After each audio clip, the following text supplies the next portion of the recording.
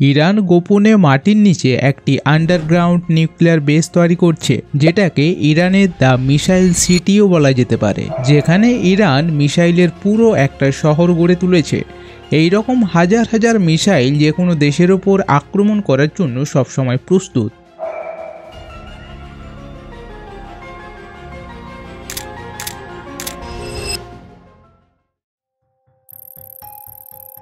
November 2021-এ American এবং Israeli গোয়েন্দা ইরানের তেহরান থেকে প্রায় 300 কিলোমিটার দূরে নাতাজ মরুভূমির মধ্যে সন্দেহজনক কিছু কার্যক্রম লক্ষ্য করে। কৃত্রিম উপগ্রহ থেকে তোলা ছবিতে তারা দেখতে পায় ওই এলাকার মধ্যে কিছু ট্রাক, জলের ট্যাঙ্ক এবং কনস্ট্রাকশনের মেশিন রয়েছে। এই ছবি দেখার পর আমেরিকার গোয়েন্দা সংস্থা খুব সতর্ক হয়ে ওঠে, কারণ নাতাজের এই অঞ্চলে ইরান গোপনে নিউক্লিয়ার বোমা তৈরি করার সময় ধরা পড়েছিল এবং যার জন্য আমেরিকা ইরানের উপর অর্থনৈতিক নিষেধাজ্ঞাও লাগিয়েছিল। তো আমেরিকা স্যাটেলাইটের এই ছবিগুলো দেখে একটা সন্দেহ করে, নিশ্চয়ই ইরান এখানে আবার গোপনে কিছু একটা করছে।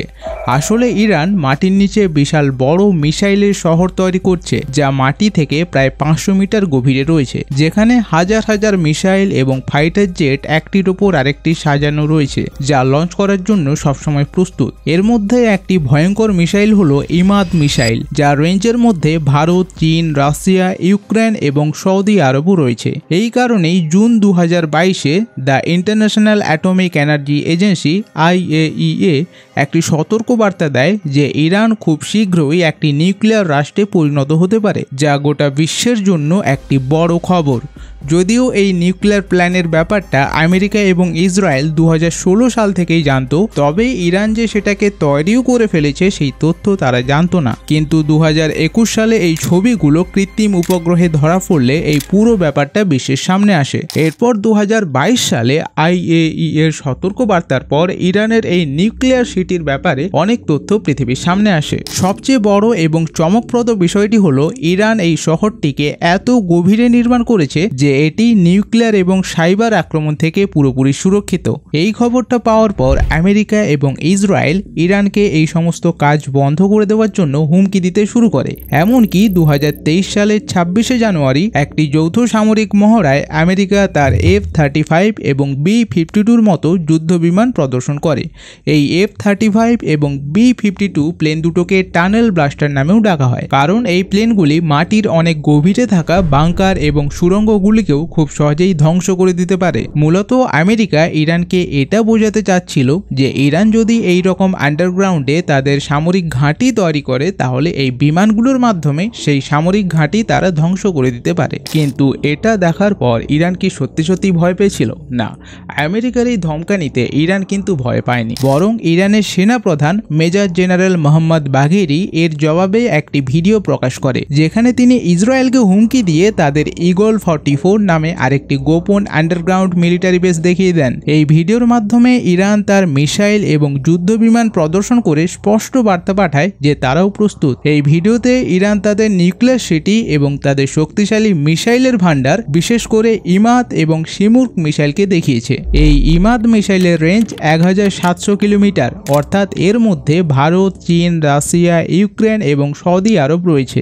এটি ইরানের প্রথম নেভিগেশন গাইডেড মিসাইল, যা লঞ্চ করার পরেও নিয়ন্ত্রণ করা সম্ভব। পাশাপাশি এই মিসাইলটি নিউক্লিয়ার ওয়ারহেড বহন করতে সক্ষম। আসলে কোনো মিসাইল যদি 500 কেজির বেশি পেলোড বহন করতে পারে, তাহলে সেই মিসাইল নিউক্লিয়ার ওয়ারহেড বহন করতেও সক্ষম। আর এই ইমাদ মিসাইল প্রায় 750 কেজি পেলোড নিয়ে 1700 কিলোমিটার দূরে যে কোনো টার্গেটকে আঘাত করতে পারে। অন্যদিকে শিমুর্ক মিসাইল একটি ইন্টারকন্টিনেন্টাল ব্যালিস্টিক মিসাইল, অর্থাৎ ICBM, যার রেঞ্জ প্রায় 4000 থেকে 6000 কিলোমিটার। এই ICBM মিসাইল কিন্তু এখনো পর্যন্ত মাত্র 9টি দেশের কাছে রয়েছে। এই 9টি দেশ হলো আমেরিকা যুক্তরাষ্ট্র, রাশিয়া, চীন, ভারত, ইংল্যান্ড, ফ্রান্স, উত্তর কোরিয়া, ইসরায়েল এবং ইরান।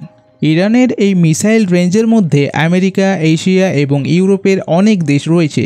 একই সঙ্গে এই মিসাইলটি নিউক্লিয়ার ওয়ারহেড বহন করতেও সক্ষম।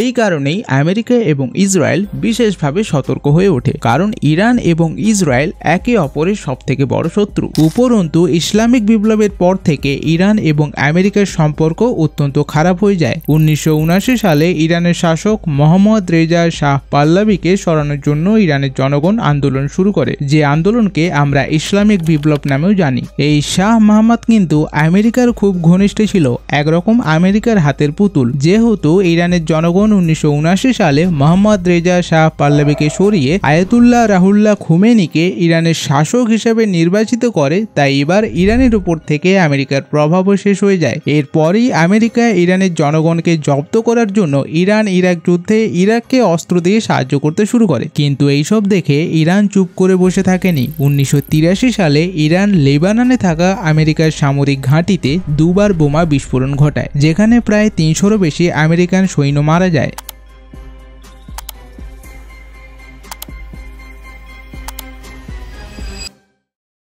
আর এই ঘটনার পর থেকেই আমেরিকা যুক্তরাষ্ট্র এবং ইরানের সম্পর্ক আরও খারাপ হতে শুরু করে।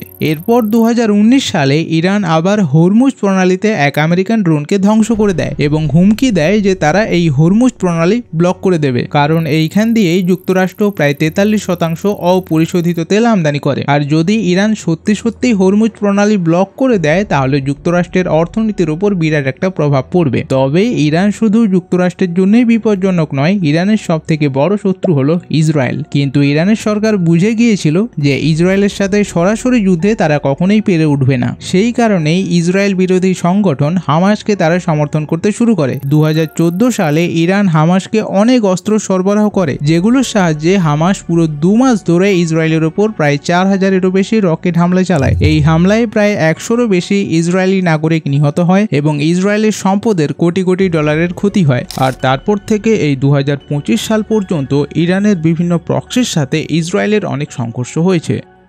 এবার আসা যাক ইরান মাটির নিচে যে আন্ডারগ্রাউন্ড সামরিক ঘাঁটি তৈরি করছে। এই ব্যাপারে আমেরিকা 2019 সালে কিছু তথ্য পেলেও এই ঘাঁটিগুলোর ভেতরে কি রয়েছে এবং কোথায় অবস্থিত তা সঠিকভাবে জানত না। কিন্তু বিশেষজ্ঞরা একটা অনুমান করেছিল যে ইরানের এই আন্ডারগ্রাউন্ড সামরিক ঘাঁটি কিছুটা যুক্তরাষ্ট্রের আন্ডারগ্রাউন্ড সামরিক ঘাঁটি চিয়ান মাউন্টেন কমপ্লেক্সের মতো হতে পারে, যা 2000 ফুট মাটির নিচে পুরো 5 একর জায়গা জুড়ে বিস্তৃত, যার মধ্যে 3 তলার 15টি বিল্ডিং রয়েছে এবং এই বিল্ডিংগুলোর বিশেষত্ব হলো এগুলো 3000টি স্প্রিং এর উপর তৈরি করা হয়েছে, যা পুরো ঘাঁটিকে সম্পূর্ণ ভূমিকম্প প্রতিরোধী ও বিস্ফোরণ প্রতিরোধী করে তোলে। কিন্তু তারপর যখন ইরান তার আন্ডারগ্রাউন্ড সামরিক ঘাঁটি ইগল 44 এর একটি ভিডিও প্রকাশ করলো, সেটা দেখার পর বিশ্বের সমস্ত দেশ অবাক হয়ে যায়। এই ইগল 44 আন্ডারগ্রাউন্ড মিলিটারি বেসে ইরান অসংখ্য মিসাইল এবং যুদ্ধ বিমান সাজিয়ে রেখেছে, কিন্তু এই গোপন জায়গাটা কোথায় রয়েছে সেটা এখনো পর্যন্ত কোনো দেশই জানে না। আর বর্তমানেও আমেরিকা এবং ইরানের মধ্যে নিউক্লিয়ার ডিল নিয়ে একটি সমস্যা চলছে। এই বিষয়ে আপনারা যদি ডিটেলসে ভিডিও দেখতে চান তো কমেন্ট করে অবশ্যই বলবেন। তো আজকের মতো আমরা ভিডিওটিকে এখানে শেষ করছি। দেখা হচ্ছে পরবর্তী একটি নতুন ভিডিওতে। ততক্ষণের জন্য সুস্থ থাকুন, ভালো থাকুন।